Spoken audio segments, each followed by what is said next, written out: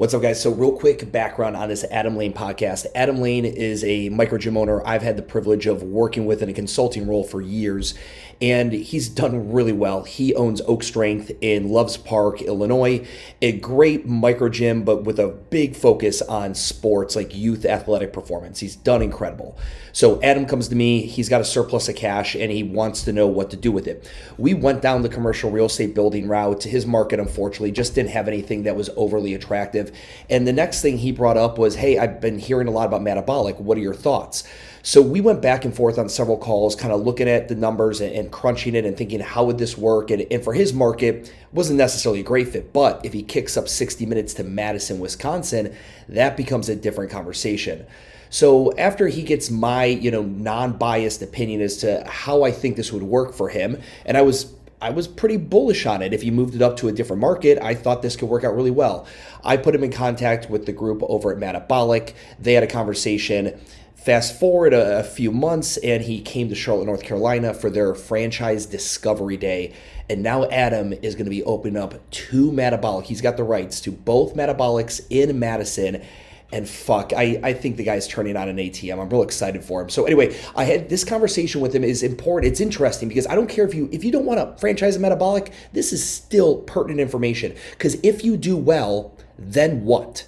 Like, what else are you going to do? As you pile up cash, you're either going to give it to your financial planner and he puts it into a fund and you have to wait 30 years for this thing to actually happen, or are you going to add to your portfolio? Are you going to add a double of your first location? Or are you going to go and hedge your bets and add other brands to your portfolio, which I'm generally more in favor of, depending on what you did with the first one and how long it took you. So guys, anyway, enjoy this episode with Adam Lane, an incredible microgym owner, and now one of the newest franchisees of MADabolic in Madison, Wisconsin.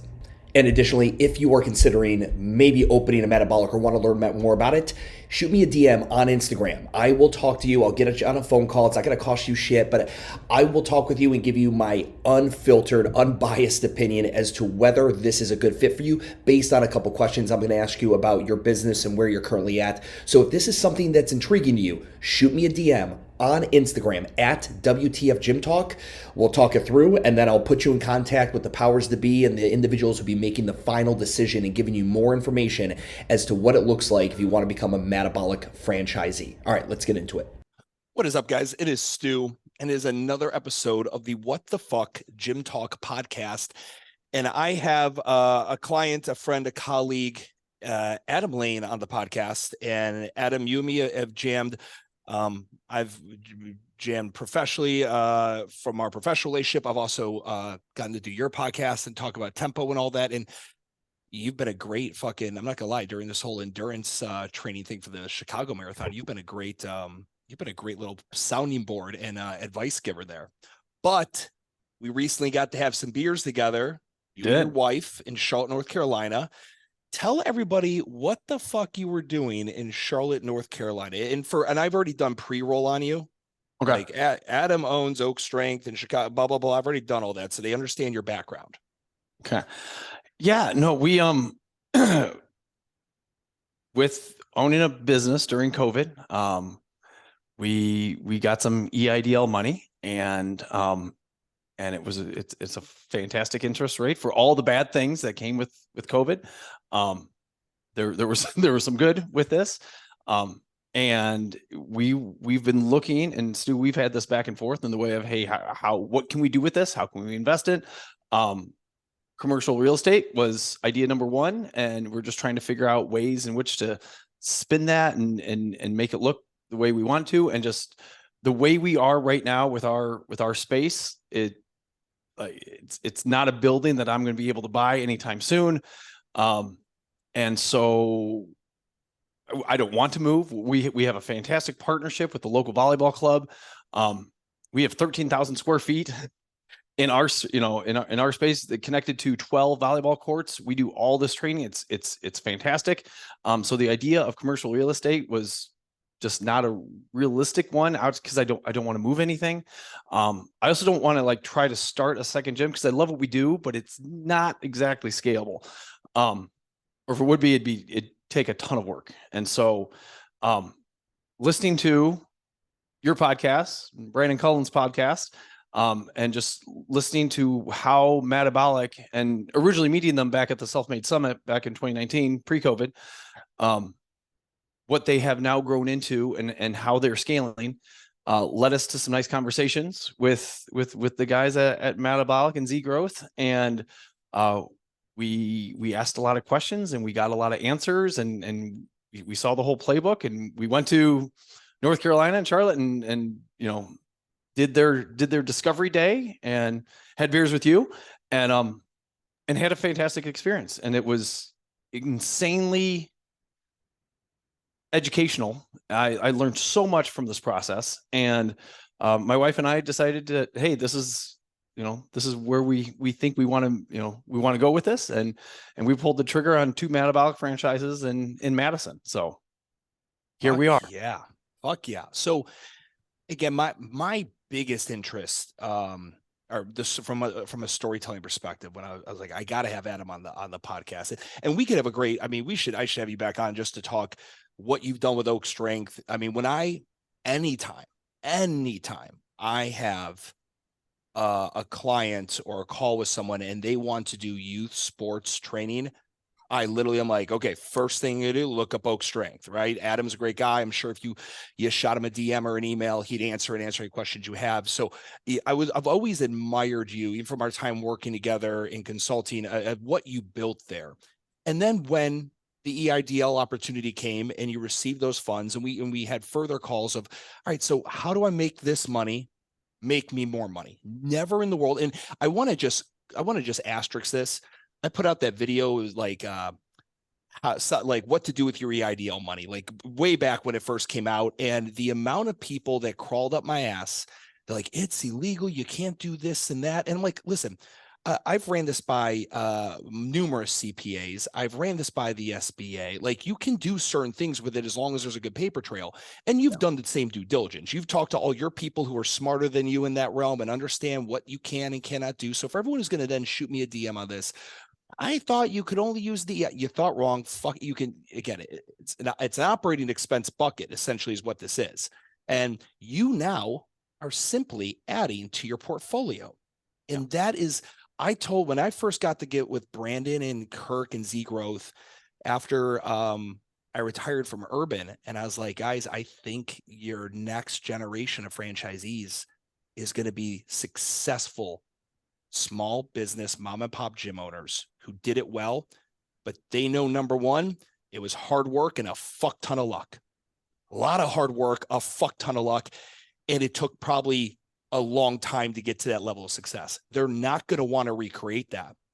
But they want to see in the fitness industry. You own a Taco Bell, might be a good idea to do a KFC or a Burger King, right? Like, you understand the industry already. Don't switch industries. Add another brand to your portfolio. And you and me have talked, like, would it make you nervous if a MADabolic opened up in your exact market? Now, you got the sports performance thing going on as much, so that wouldn't be as big of a deal. But like for the adult group fitness program thing, possibly. So why not hedge your bets? And I was so excited for you guys to come on out and just, you know me, I was either way. I was, whatever you end up doing, I don't care, as long as you're happy with it and you're content with the decision. But I think it's a great fit for you. And I think Madison is a great fucking market for Mad. Why? Tell everyone what. Okay, so you're Oak Strength is located where? We're Loves Park, so we're just north of Rockford. We're about 60 miles south of Madison. Okay, so 60 miles, so about an hour, a little bit less with some speeding away. And why did you pick Madison? Like, why, for anyone sitting here thinking like, I want to open a second location, or where would I put a MADabolic or a franchise? Like, why did that market attract you? Well, a couple things. First of all, I don't claim to know anything when it comes to like that marketing piece. So like, it was more of we proposed it to like, just knowing the greater Rockford area, and I like Rockford, like families here and stuff like that. It's not the nicest area. It's a nice place to be from. it's a nice place to be from. So we're still from here. And so just looking in the way of, hey, if we go up our north, we do within the club volleyball stuff. The Sparta Science training that we do is also being used at a volleyball club up in Madison. So not that I'm there every week or anything like that, but I get up there and it's an easy trip. It's up the expressway. And so it was more of me asking them, hey, do you think this will work? And then, Brandon has all the tools in which to really, hey, we need X amount of people between the ages of 25 to 45 in this area, and and then, and they were the ones that actually came up with, hey, the proper of Madison will be able to hold 2 MADabolic. So that's actually how we just didn't do one. We ended up doing 2. Isn't it nice that, like, when you're working with a franchise, that again, these guys have been there, done that. Within 10 years, without any investment, they opened up 11 franchises in 10 states within a decade. Yeah. And now with Z growth behind them, it's like now they've got their, that's like their ass shot of steroids right now. But I mean, now the tools and the knowledge they have after now they've signed over 100 franchises, it's like they're able to run the numbers on a market and figure out, based on the per capita, based on population, based on all the factors that go into demographics, psychographics, cultural fits, all that, this would or this would not be a good market for us to go into. And I would love for you to speak to that, because the one thing we got to talk about when you were in Charlotte and after your Discovery Day, we went and got some beers and some real good Korean barbecue, which I just had that same spot yesterday, man. And I thought of you while I was sitting there. I was eating my Korean barbecue. What is it like now? Someone who you built the airplane, you flew the airplane as you were building it with Oak Strength, right? Yeah. Mom and pop gym owner. Tell me, what is it like now kicking over to a franchise model where they have a blueprint? It was really nice. I don't have the energy to try to recreate again what we did. There's just no freaking way. Yeah. And I don't even think, again, even I'm still building the airplane right now, Stu, I think is the big thing. Like it's not built.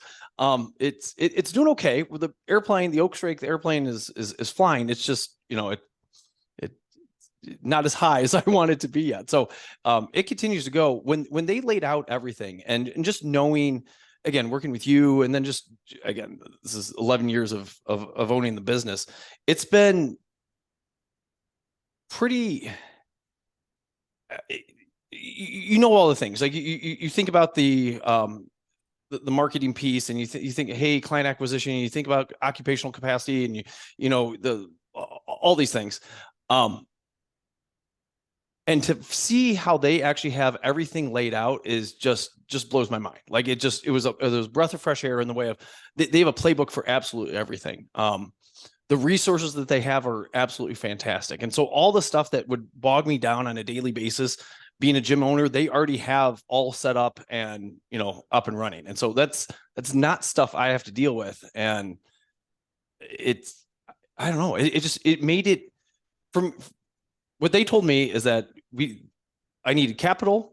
I needed to follow a plan. I needed to work hard.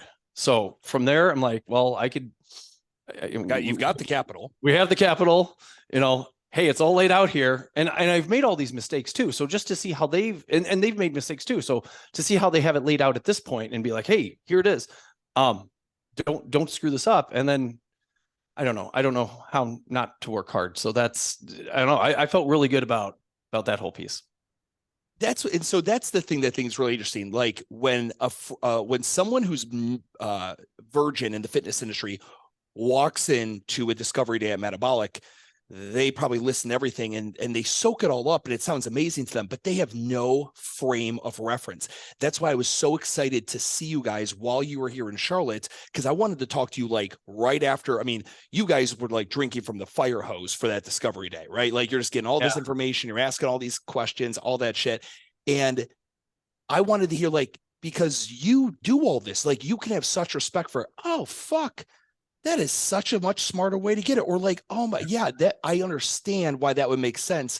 because you have something to frame it up against. And that's why I think that Discovery Day thing is so cool for a current successful gym owner to walk in, or someone with fitness industry experience to walk in and hear what they've put together.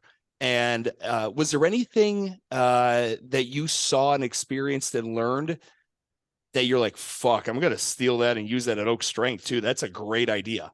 Yeah, no, there's like 1,000 things that I want to. Well, and I think the thing that was really, really cool is that everything gels so beautifully together. Like there was a podcast, and I don't know if it's Brandon's or yours or somebody, but it was Brandon talking about the MADabolic brand and everything that went into, creating that. And, the reason they have the 5 days for $5 deal and how that connects into getting people in. If you're able to get somebody into, 5 days for $5, which is obviously nothing, but you get their credit card, and then it's so easy that, transitioning them into a membership is super, super easy. And if you're able to get them in 2 or 3 times over those 5 days, you probably have them locked up, with 3 being better than 2. And if they only come in 1, oh my gosh, that's an issue. But it's just so clean and so seamless. And I know we've been all over the map with like, hey, Mary, how are you? Great. Come on in. Da-da-da. Oh, you want to try a class? Sure. Try a class. Oh, let's do this consult. Like we're kind of structured, but like there's some play within that. And you're like for 1 or 2 years, you might be PT first, and then you switch to straight to class. And then you're like, oh, and then a 6-week challenge. I'm going to try that. And then, and that's, again, when you're a small business owner, you make these operational decisions based off emotion, generally a lack of guidance. Like it generally comes from the only guidance, like I see other people doing it, or I heard this works, that kind of thing. And then generally, your emotional, whatever your emotional position is at the time. And that's where decisions come from in small business America. Following a franchise, it's so nice because now you get to take the emotion out of the decisions, because the decisions have been made for you. You just have to execute. It's like someone who like I was, with me and me training for this marathon, we were talking about like, I just want a coach to write my training schedule for me. I don't want to think, I can write my own programming, but I'd like for a coach to go ahead and write my, my blocks and all that for my running and my volume, my speed days and my whatever, because I'm really good at executing. You give me a plan, I will fucking stick to it.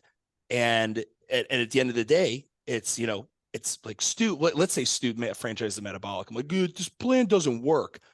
Yeah, we've got X amount of people, like 30, 40, 50, 60 open gyms, whatever it is at that point. It's like that all say this thing works. We have the numbers to show this thing's work. This isn't speculative. This is an aspirational plan. This is, nope, we've ironed it out. We fucked it up 100 different times over the past however many years, 12 years now, probably for them. Trust me, this plan works. And, and the thing I love is they continue to evolve it. That recent piece I did, and you got to see those new racks they did with BeaverFit. Oh man. Oh, those are awesome. Man, that's what I just like. I just respect Brandon and Kirk so much, to the fact where it's like, they could chill. They sold their Charlotte locations. They've made it. Yet they're still busting their dick, and Brandon is flying everywhere. I can't get that. I'm like trying to go get cigars with him. He's fucking everywhere, but they're still trying to save square footage for the franchisees. They're still trying to find a more aesthetically pleasing way to compete with the exponential brands that are out there, right? Because they don't have the crazy fucking money that Exponential does. So it's just, I just respect the hell out of that from a founder's perspective. I thought it was neat when we walked in there, because I know, I think I've told you the story, but after I came back from Self-Made Summit and going out and watching Evo Fit, and then taking a MADabolic class, and what was the third thing? What's his name with Alchemy? Mike Jones. Thank you. There we go. We created our own little like hybrid MADabolic. We called it Roots program, which we didn't open up enough classes, and so people started just coming to. It was different than our Oak Fit, offering that we had for people. So it was just like lighter and quicker, but we did lanes, and instead of going 5x5, we did 4x4, but integrated a lot of. Again, it was very strength based, because we're Oak Strength, and that's why I think we aligned with MADabolic really well. Long story short, that ended up not doing so well, because people came to the 5 o'clock class not because it was Roots, just because their availability was 5 o'clock. And that was the only class that they were, come to. 6 o'clock was too late. 4 o'clock was too early, blah, blah, blah, blah, blah. But just ideas that we had pop up from, running that style of class. That was not metabolic. But I give them credit for that inspiration. But I went and telling my wife that, like, we've messed around with these anchor units. I don't know if you've probably seen these. Oh yeah, Anchor. I have 4 of them. They're fantastic. Yes. So I'm telling Heather, I'm like, gosh, these would be great in a metabolic. We're like flying out on the plane. I'm like, I don't know why they don't have these. Like, I don't know, like rotational strength, I think is a big thing. Here in Northern Illinois, we do a lot of snow shoveling, like, that low back things are a thing. And we walk in there and, Kirk's actually, experimenting with like how the setup would work and getting the actual anchor like mount on that new Beaver Fit thing. And it's not something they're doing right now, but to go to your point, that's they keep pushing that envelope in the way of, we hit a bag, that's rotational. We're fine. But no, they keep pushing that. And I really appreciate from that from the business owner side, because I hate just the status quo and, hey, we're just going to wake up and punch the clock and go home. And if you're not, I don't know, actively trying to make your shit better, I don't know. I have less respect for you, but they're fantastic with that. They do what works really well. They're not afraid to experiment, but they don't even I did a piece on them with when they were going to bring Climber out. All right. Mm-hmm. And they gave it a run. They put in a few markets, they tested it out, and it just that product right now at that time, it wasn't going to make the franchisee more money. It wasn't going to give the member a better experience. It wasn't going to satisfy all their needs. So it's like, we'll put a hold on that. Like, they have no problem. Be like, yeah, we tried. It's not a no. It's just maybe not right now, and we'll come back. But they're not like stuck in their ways. I was criticizing someone the other day. I'm like, really, one of the things that upsets me with CrossFit's training, the L1, L2, which, by the way, I think is still the best in-person training you could get, practical application at that scale of for a beginner, for someone who's never done shit about fucking the fitness industry. But you still stick with the 10, like those 10 foundational movements. Like, that's fine. But like, we don't have an L4 where you're going to teach some rotational work or unilateral work. We're the best in the world at coaching these. Yeah, it's 10 fucking movements. You're literally teaching, or the 9 foundation, whatever it is. You've been teaching it for 15 years. You better be really fucking good at it. Not that I think you got to add new shit all the time, but that's always been one of my, like, we can't add a little rotational thing to that, or we can't add some unilateral to that. No. Okay. Fair enough. Whatever. But, can we just, one thing you said, we glazed over real quick, and I have to put a highlight on it. You did what many did that came out. When I hosted the Self-Made Summit, Brandon spoke at it. Mike Jones from Alchemy spoke at it. Steve Pinkerton, Joe Tabaldi. It was a real good time. I pitched everybody that was coming down and flying in, and we had people flying from like Hong Kong for that fucking thing. It was such a great time. Go see what Charlotte has to offer. Charlotte's a great fitness town. Go check out all the boutiques. Go see Barry's. Go see Eat the Frog. Go see MADabolic. Go see Core Power. Go see all this. And a lot of people left, and everyone pretty much went to MADabolic. It was right down the street. They were one of my competitors at the time. And everybody stole some ideas and tried it. And this goes to what I always say. It's not what you do. It's how and why you do it. And I can't tell you the amount of people who stole ideas from Urban or Mad or Barry's or whatever. And then 2 years later, like, yeah, it didn't really work. I'm like, yeah, because you just stole from that one source and you tried to install it thinking it was going to create something new. Like, you created a roots class with the lane model, right? Yep. A modified version of that, thinking like, oh, this is going to go. Yeah. And the thing that makes all your money is the thing you were doing previously, your core service offering and your sports performance. And so now it's like, okay, well, I'm not going to just try to rip off elements of their program. Fuck it. I'm just going to own it. Yeah. I'm literally going to actually fucking own it. Yeah. And we gave it a good try with the whole roots thing. I totally thought it was, when Steve is talking about the Evo Fit and how quick and easy it is. And he said it's a different group, the Evo Fit crowd is different than their normal CrossFit crowd. I'm like, oh, well, that's okay. No problem.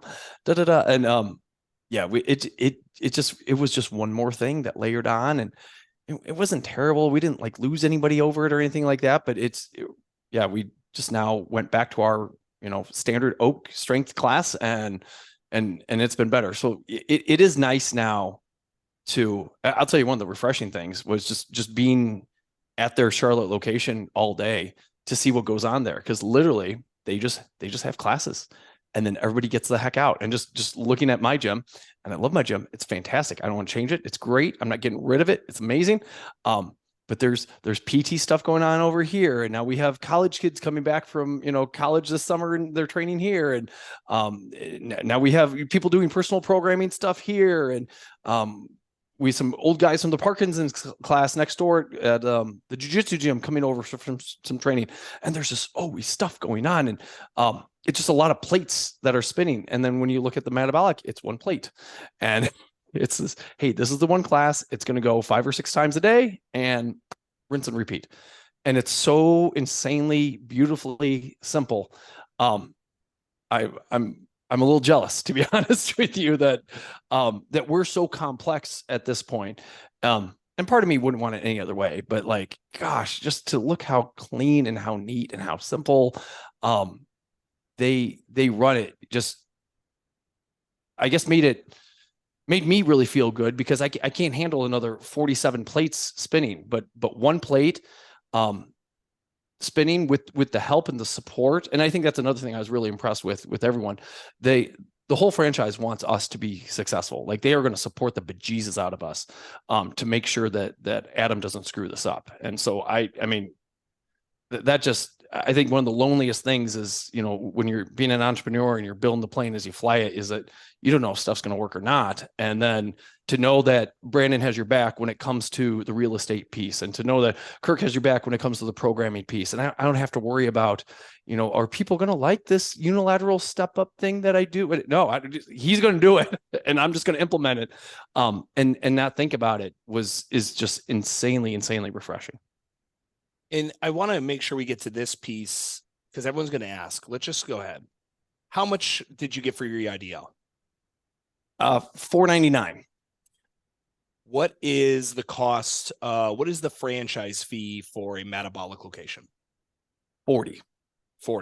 So that was and you did 2 of them. And second one we got for 35. That boy, you get. There we go. There we go. Got a little discount on that second one. It's nice. Buy one, get one. Yep. And in Madison, they've been able to probably give you some good estimates as to what you'd be looking at build out cost wise. The nice thing, but when you make these locations, the one thing I like about Mad, you don't have to fit into one of 5 templates like an OTF would make you do. You can find unique spaces, and there's pros and cons to rectangles versus squares and some things like that. But by and large, you get to kind of make the space your own. Yeah. More so or not. And that's the one thing. I think every location does such a great job with all like the way they do the murals and make the city come to life and all that stuff. What are you estimating for the build out of the first location?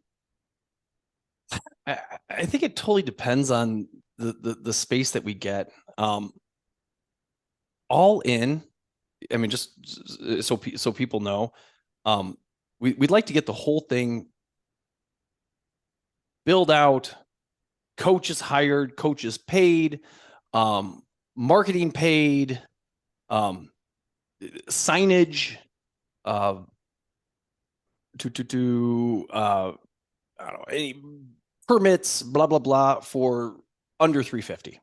Okay, including the franchise thing. So yeah, including the franchise fee. So, and that's the beauty. And so what a lot of people don't understand, they're like, wait, so let me just say he's going to open 2 at one time. No. He's not going to open 2 at one time.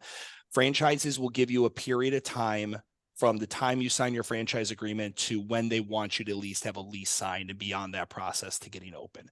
And obviously with delays and constructors, everyone's done the math. I get DMs constantly.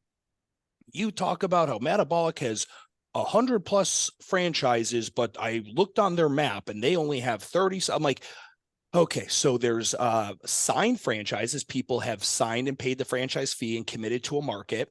and now they are in their real estate search, and that's the lag. And then once there's a lag in finding fucking real estate, and then there's a lag in upfit, and that's the lag between how many are open versus how many are signed. Just for everyone who's listening, if you're not familiar with it, that's how the franchise thing works. Because a lot of people are like, oh, they don't have 100 locations. That's bullshit. You're lying. I'm like, no, I'm not lying, fuckface. This is just there's a lag between these things happening.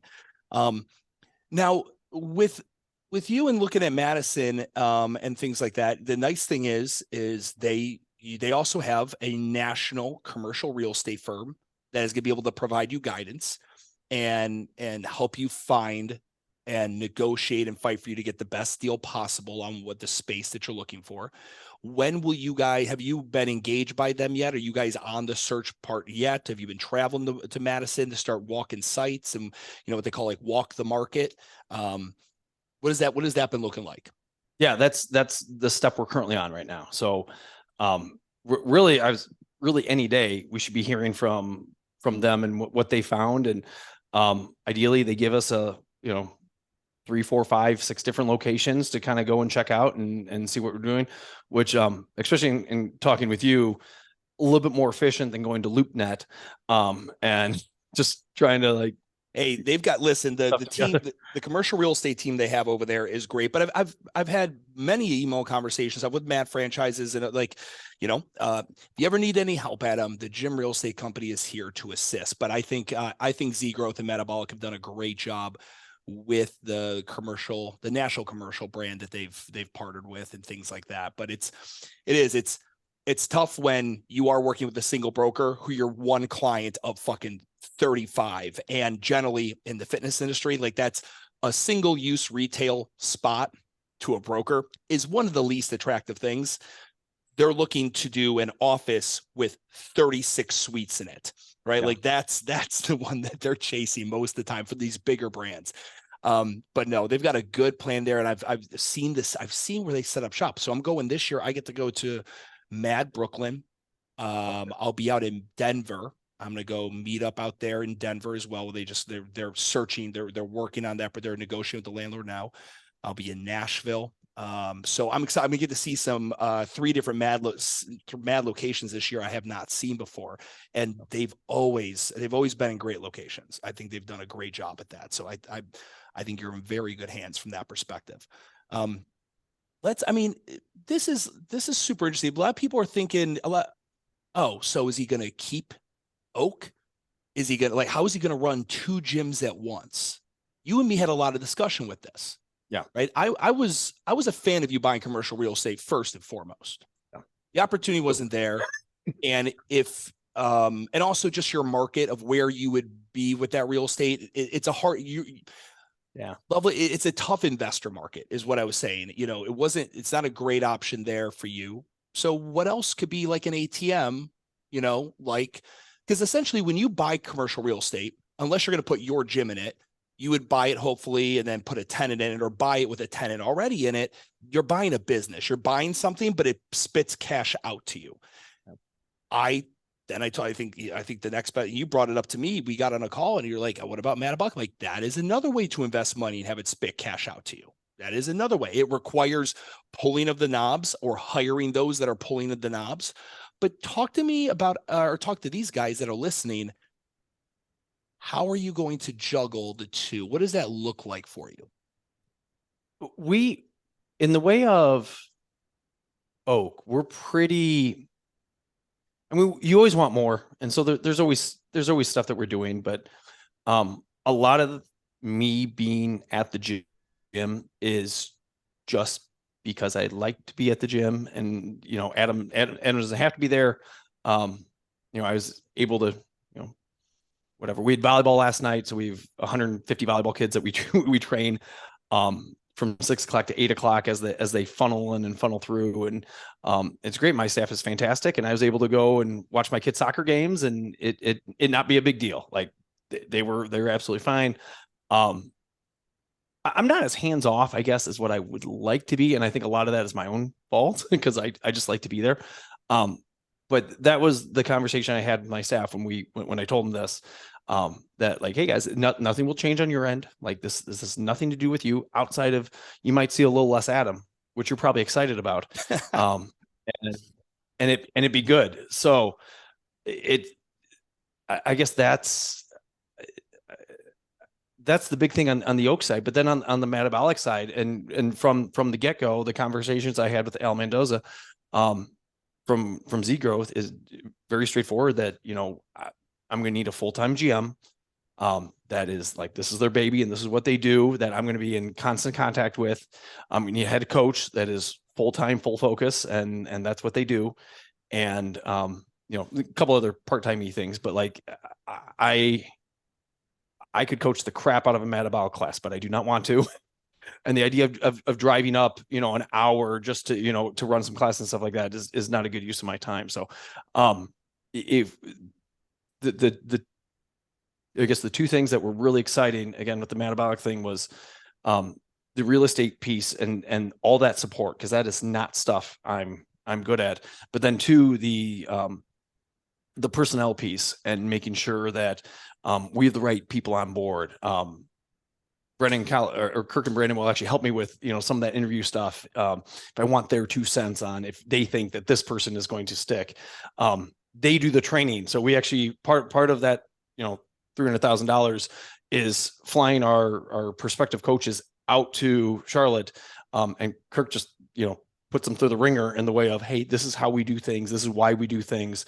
And he is one that crosses his T's and dots his I's, which I totally appreciate.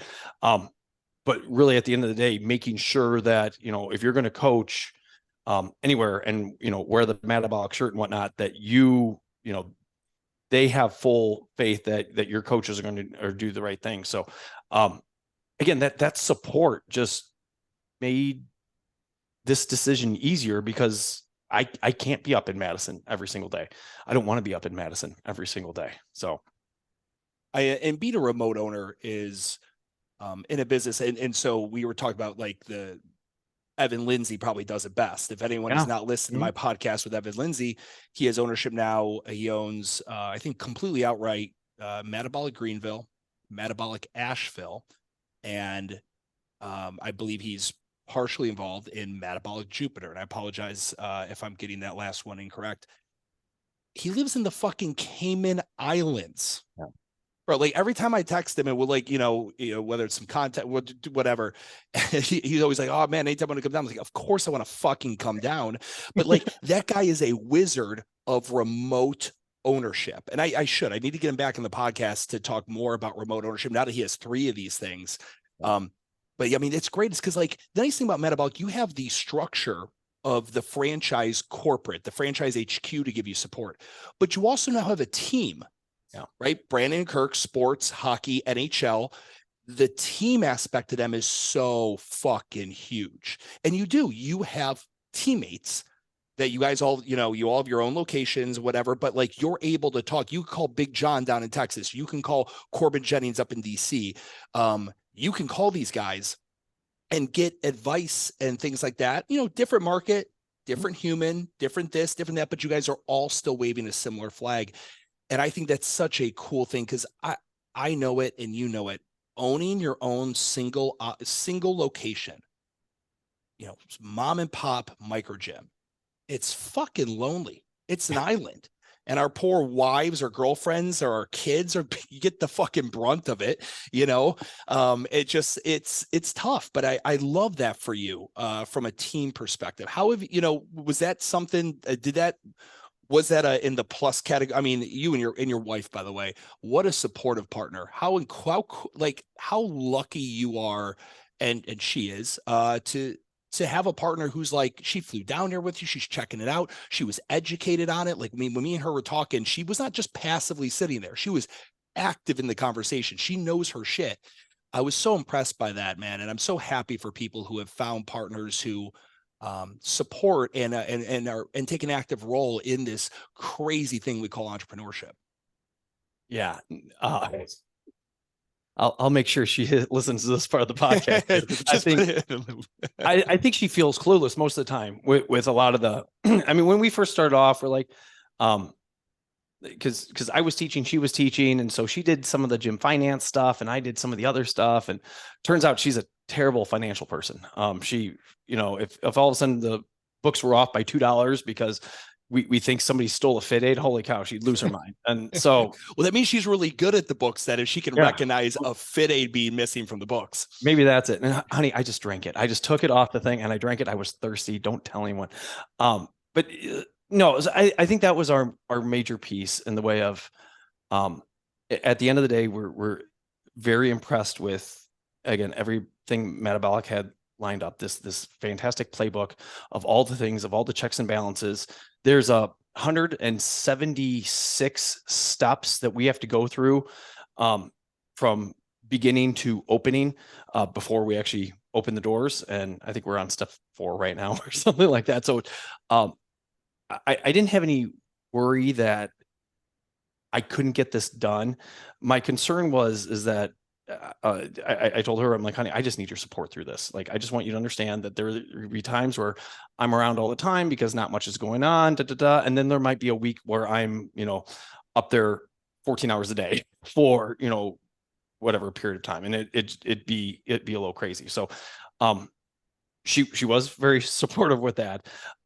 She very much is a quality time person and loves her family time. And so that was her concern, is that, when she doesn't want it to, we have 2 boys, 11 and 8, and we actually homeschool them right now. And that was a thing. Reed, the oldest, will go to school next year, but that's one more layer to things going on. And we want to make sure that, this jump doesn't affect them, negatively within that whole thing. And so, yeah, I don't know. I couldn't do this. Doing this by myself would be absolutely terrible. So yeah, that was really good. You mentioned Evan Lindsay, and I think I listened to that podcast 3 different times, because one of the things he did say is that I think it was the Asheville location. When he met the general manager that was there, this girl was like all in. Like she was, ownership might have been a little goofy, but like this girl was bought in and invested, and like they ran out of toilet paper. And so like, instead of like jumping through hoops to find, like, she went out, bought toilet paper, and brought it back to the gym. It's that type of person, that type of team player that, is going to help and support, the whole thing. And so just listening to that multiple times and just having the faith, and we haven't found that general manager yet. Because we haven't found a building yet. So that's let's go building first. Yeah, exactly. But to find that person that absolutely, loves this, and you find so many passionate people in fitness, because they absolutely love it, and it was successful for them, and then they want to pass it on to other people. I don't know. I'm optimistic and really excited that the moons can align here, and then to go off the other thing that you said, sorry, this is like 10 minutes ago, but yeah, we do have it set up where we'll get this one up and running, this location up and running. And I forget what's in the fine print, but up to X amount of members. And then once it gets X amount of members, then we start the next one. And so then the first one will basically fund the second one. Because if not, we're going to run out of money. So they were very chill, very understanding with it. They obviously don't want us, any financial hiccups to go wrong and us fail in any way, shape, or form. Again, which, you mentioned the hockey thing. I've always played team sports, football, baseball, basketball. Like, we always had the team. I love the team. It's been fun to have that support with my wife and with the MADabolic guys. It's really interesting when I started my career in the franchise fitness Globo Gym scene world, and then also in the corporately owned Globo Gym scene world. Obviously, I migrated to opening up my own thing, and in the CrossFit affiliate world, these are all independently owned license models. But then you see kind of where my interactions have taken me. I've begun to learn the franchise world over the past about 7 years, very, very intimately. And what a lot of people don't understand is MADabolic's, the reason I like MADabolic a lot as a franchise model, because I think a lot of mom and pop gym owners hear franchise and they instantly think like the devil, corporately owned, Orange Theory. Yep. Orange Theory was instantly selling 10 packs. And when I say a 10 pack, that's 10 locations at one time to co-ops. A co-op would be 6 doctors all throwing in 250 grand, right? Whereas MADabolic is selling single units, starting off single unit. Sometimes, again, we're getting a multi-unit buyer right up front, 2 units type scenario, but they're not pressuring people to go multi-unit. They know that when you're successful enough with the first, the second obviously naturally is the smart thing to do. And when you're just as successful with the second, the third is the next smartest thing to do. Like, what you repeat that success. And it's different than repeating success on your mom and pop, your homegrown thing. First off, if you're a mom and pop, homegrown, single location, you're the sole owner gym, and you've had success, my hat is off to you. I don't care if it took you 1 year or 10, but odds are it probably took you closer to 10. It took you longer. Yeah. With a franchise model, you're going to see that level of success at an accelerated rate with the stress of, and honestly, this isn't the only stress. The main stress is HR. Yeah. The branding's handled for you. The marketing's handled for you. The operations are handled for you. The systems are handled for you. The locations handled. That's done. It's now HR. That is every franchisee's biggest, I believe, headache. And it's the headache of all sophisticated businesses. It's the bane of their existence is HR. Finding great talent, keeping great talent. MADabolic trainers definitely have a certain vibe and a feel to them. I always joke around Brandon. It feels like they've got one of those sci-fi like clone machines in the back of the South End location where they're just pressing these fucking trainers, badass, in shape, some tats, edgy attitude, like really good articulator, great coach. And you got to go hunting for that. Now, Madison, Wisconsin, being the town it is, a college town, all that, you're not going to have any shortage of these kind of people. I don't believe. But how do you think about that? Because really, again, you being a remote owner, and I think Evan Lindsay would agree with me on this, the people you hire is the make or break for you. You can't be remote if the people on site suck. No. Yeah, no. I think, so I'm in, gosh, not to make this answer too long. I'm in a buddy. Make it as long as you fucking want, Adam Lane. This is you are the guest on my podcast. Oh. You go.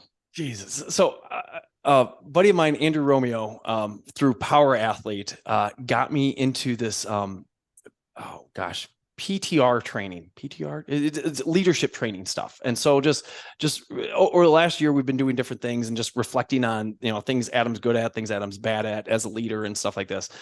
We call them red arrow behaviors, where it's like, I keep doing the same shit. I keep getting the same, shitty, response from it. Why do I keep doing it? Why don't I fix this stuff? And one of my things is that I just assume that people will do right. I assume people will do the right job. I assume that people will go the extra mile, just because they should, just because I do, and I just assume it. And sometimes, often my staff will, but not always. And so, or there's always something like I would have done a little bit differently or whatnot. So that communication piece for me to them has always been something that really I'm trying to get better and better and better and better and better at. And so I'm finally feeling, whatever it is, May 19th here of 2023, a little bit more put together when it comes to like my leadership ability to say, hey, new GM person, this is what we're looking for. This is what has to get done. Where if you would have asked me this 2-3 years ago or something like that, I don't know if I possess the leadership capabilities in which to get this done. And so then I guess, again, to know that I have these people around me, supporting me. And if I have a question, I can relay on that. And then, hey, Brandon says this, new GM person, we have to get it done this way. We have to do it this way. Is I don't know, really makes me sleep well. Like I thought I might have a little like nervousness after, sending in the money transfer and whatnot, the wire transfer. Like, oh my gosh, I can't believe I did this. But I've had none of it. I'm actually more chomping at the bit in which to get going with this, because I really feel in my gut that this is the right thing. And we were blessed with this money, and, we have the support around us. And now, I'm excited because I think we get to bring in more fantastic people into this, I guess our ecosphere here of Oak and then MADabolic, that we're able to hopefully supply some fantastic jobs to some fantastic people and bring a whole new level of, angle to fitness to Madison. Madison is huge with endurance. The Ironman's there. Obviously the CrossFit Games have been there for, the last few years. But I mean, I don't think there's that good strength training piece outside of some of your better CrossFit gyms that are up there. So I'm throwing my phone here. I'm pretty fired up for. I can tell, man. I can tell. I love it. It's. I don't even remember your question, Stu. What did you ask, dude? You're doing great. It's, I was just COVID. Okay. Say what you want about COVID, and a few people got sick from what I hear, but like some good things really came out of it, right? Some really good things really came out of it, like EIDL funds. Anyway, I was just thinking about that as you were saying that it's also, and I guess I don't know if this is a selfish thing to say or one thing I think is just like very impressive. If someone's listening to this and they're trying to decide like, okay, is MADabolic a company I want to fuck with? Think about this. MADabolic, literally, like my thing with them, everyone's like, so do you work for MADabolic? I'm like, no, I don't. I'm not an employee of MADabolic. I am Brandon that too. I'm like, so what's Stu doing with you guys exactly? Yeah. And I'm like, I have been a fan since 2017. I think 2018 is when I did my first piece of content in their studio when I still had my gyms, all that stuff. And I believe it's trust. I've got a good relationship with them. But think about the craziness of this. They want to sell franchises. It's the business they're in. They have their own sales and marketing plan. They are so confident in what they've done that they're also like, hey, Stu, yeah, let's make all this content together. Shoot this with these guys, travel here, shoot that, whatever. And tell them to contact you about and talk to you about whether that you think they should open a MADabolic franchise. And there have been people that have contacted me and, they just shoot me a DM. I say, just shoot me a DM. I will give you my phone number. And literally, if you're thinking of doing MADabolic and you're not sure if it's a good fit for you, give me a call. I guarantee you in 10 minutes with an X amount of questions, I have a good grasp. I've been consulting gym owners long enough. I'll know whether this is probably a good move for you to do at this point of your career. And there are people I've said, no, listen, like, I think you should reach out, let them know you're interested, but I would not recommend doing this right now because of X, Y, and Z that you just told me. And then there are other individuals like you, when you came, my first thing, we talked about commercial real estate. I wasn't even like pushing you that route, right? It's like, and then when you brought MADabolic, it's like, okay, well, before you do it, I want to make sure we got a good game plan on how you're going to do it remotely and all this other stuff. But like, think about that. Like for a brand to be like, yeah, go to this guy. He's not even affiliated with us officially. And ask him whether you think a MADabolic's a good idea. He's a neutral third party. Yeah. And like, they're so confident in what they do. And that confidence, I think, is one of the unsung heroes of their brand. That they lock you out if you're late to class. The grittiness, they're never going to do crunches, right? Their belief in certain movements that rock and certain movements that suck. It's this level of confidence in what they do, and their level of confidence in which I am very honored to have for them to put in me, like, hey, Al Mendoza, who does most of their sales, is one guy, but if people contact Stu and he thinks it's a good idea, he'll tell them. And if, he'll tell them to talk with Al. And if not, he'll tell them maybe it's not a good idea. And I just thought that was like, I was so, when I had that conversation with him, I was so blown away. I was like, it just speaks so much to the fucking character of the ownership there. Think about an average gym owner and like, hey, would you let some random guy pitch your leads? Right? Like, and talk to your leads and prospects that is not paid by you, that is not like whatever, is not like an official employee. Probably not. I appreciate their very upfrontness, because at least at this point, I have no time for nonsense or BS or like spam mail or anything. Like, I need, just tell it to me straight. At the end of it, because we did not go in there with the intention of like, hey, let's buy multiple. It was not a thought at all. But towards the end, they said, hey, just so you know, in Madison, we have somebody else going through this process. They're about a month behind you. Okay, so we're ahead of the game. We've looked at the market. We know that there will be 2 MADabolics in Madison proper. Zero pressure. If you want two, you can go two. If you want none, you can go none. If you want one, you can go one. But we just wanted to tell you, we want to be very upfront, like, hey, it's a real interest. It's not just some, person who Googled, And they don't have to tell you business that. franchise. They didn't. Mathematically, it would actually, I would argue, it's safer. It might be safer for them to never have told you that. Let you only do one, and then they get to hedge their bets by having another operator come in and become a franchisee. Now they've got like, well, if Adam Lane shits the bed and, gets hit by a truck tomorrow, now that we have two franchise locations that are, going to be in trouble, it would have probably been better. Like, actually, statistically, I would argue for them to have never said anything to you, but they're a very honest and upfront company. Like, hey, just be honest, I wasn't there for that conversation, but I can 100% see the candor in, whether it's, Brandon or Kirk, or whoever ended up, talking to you about that. And that's, again, it's character and confidence in what you do. Yeah, I really appreciated that. I don't know. That's, and I guess that's the one thing I told my wife that I'm I shouldn't say scared of, but like, it's a little different. Like we got a MADabolic t-shirt, and I put the MADabolic t-shirt on. I'm like, oh, it's not my logo. It's not, I have the oak on. I love the oak. Boris did our logo. I freaking love this logo. I think it's great. And I put on the MADabolic, and like, oh, it's not mine, but I guess I can get used to it. It just, that little piece that I didn't build this, but to know, that again, the honesty and integrity behind it, allows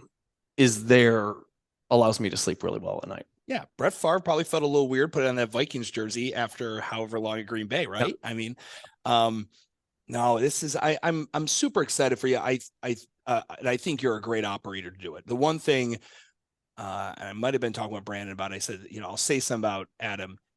I gave you a task when we were working together. It was right around, I think, after we had all opened up post COVID, I think maybe.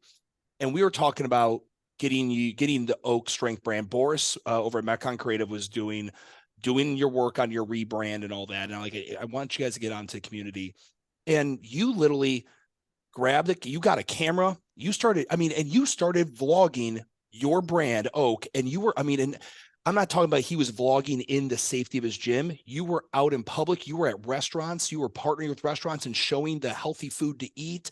I mean, like, anyone's listening to this, go to YouTube, look up Oak Strength, and look at the entire series of vlogs that Adam made. And that was with literally like one call, a set of instructions, and you just tackle it. You are an executing son of a bitch.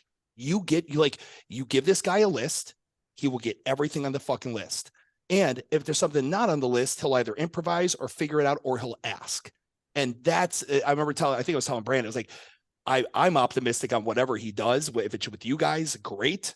But I'm telling you, you got a great operator on your team now, because this guy executes like it's no one's job. And it's not like, and no one's ever vlogged in public with a camera. Like, I'm not talking with everyone with the phones. I mean, you had a proper camera on a Joby tripod or whatever you had at the table going around to these businesses. I was so impressed with your execution on that to get the Oak brand out and start making a network B2B in your market.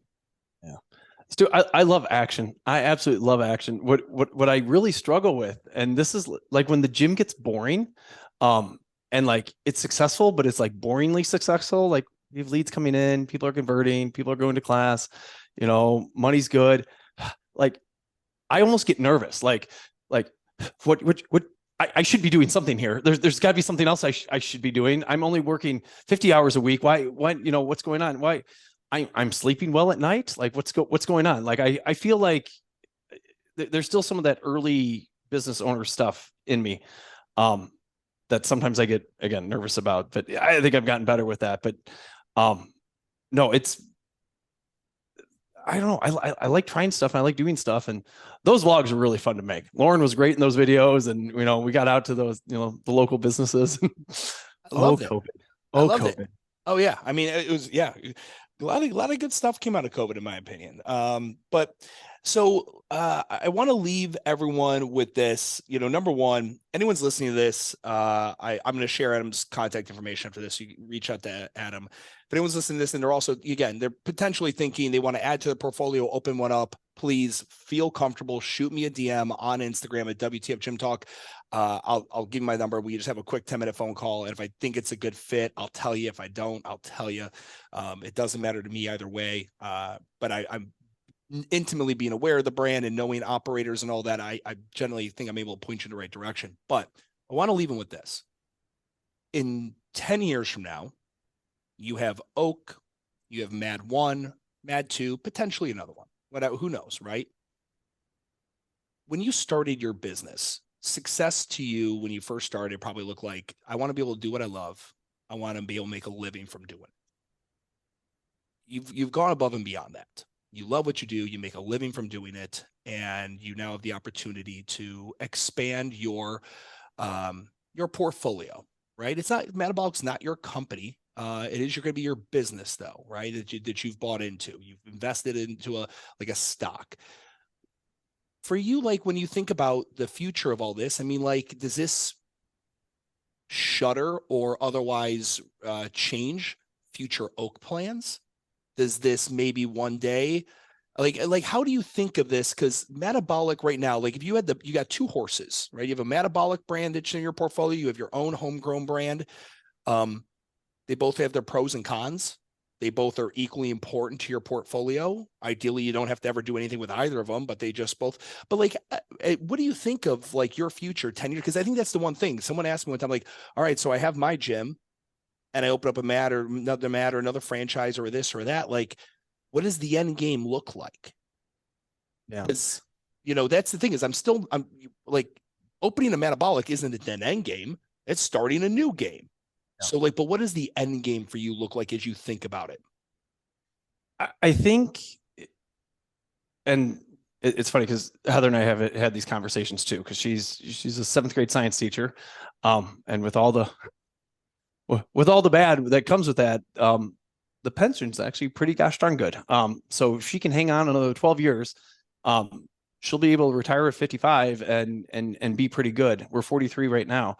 I feel like the addition of Mad 1, Mad 2 brings some nice stability and diversity to the portfolio with this. I live in this optimistic world where, you know, it's all rainbows, you know this, it's rainbows and sunshine and Oak's going to last forever and blah, blah, blah, blah, blah. But we had a little bit of a scare at this time last year where the owner of our building got offered a stupid amount of money for our building. Stupid. In a million years, I would not have guessed that name, but it was a lumber guy who has more money than he knows what to do with, and he bought the building next to us and then wanted our building. And there was a period of time where, you know, we would have gotten whatever X amount of month notice.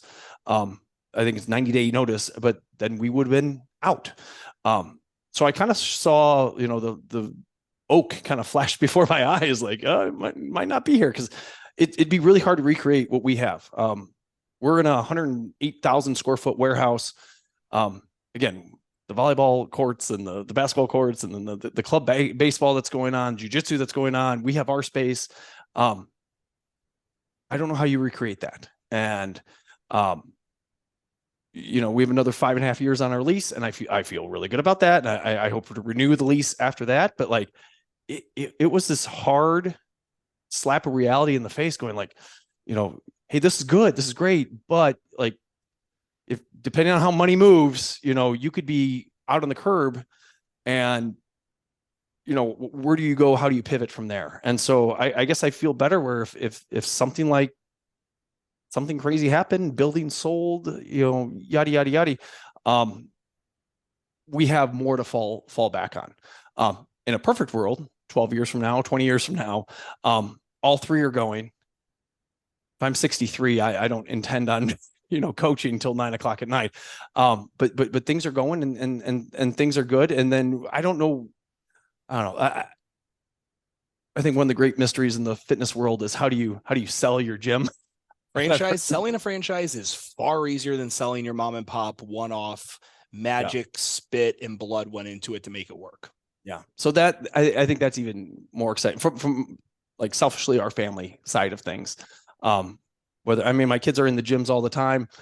I don't know if they'd ever want to, this is something we want to transition them into. I don't know if they have any interest.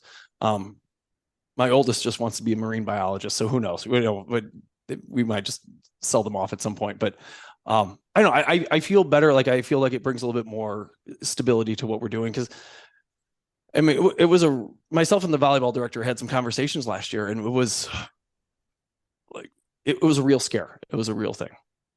Well, those are the realities of the world. And I think you've done a great job positioning your business, your family, your money in a great position with MAD. So, Brother Adam, real quick, for anyone who wants to reach out to you, talk shop, what's the best way they can get in contact with you? Yeah, usually email.